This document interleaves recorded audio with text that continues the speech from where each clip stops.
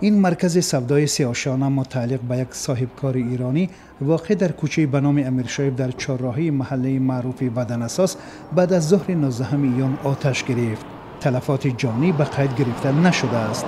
در آشانه یکم این بنا داروخانه، مرکز اولتراسدا، مغازه فروش تحفه ها، مغازه خوراکباری و فیلیال امانت بانک فعالیت می‌کنند. پس از نیم ساعت آتش سوزی آن به طور کامل خاموش کرده شد.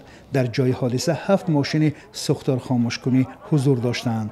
جریان خاموش کردن آتش سوزی در این بینای 4 آشانه را سردار ریاست وزارت کارهای داخلی در شهر دوشنبه شریف نظرزاده تحت نظارت داشت. آشانه چهارمی آن سخت‌تر یا جدی‌تر آتش گرفته و در اونجا اصلا آفیس های شرکت های مختلف بوده.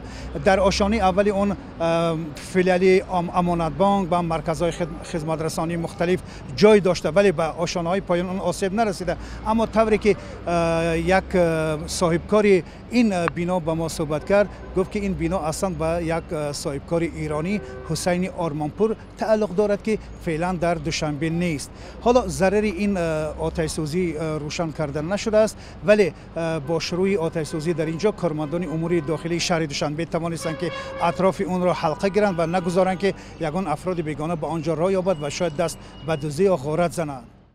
میرزا نبی خالقزاد، شادمان یتیم، رادیو آزادی، دوشنبه.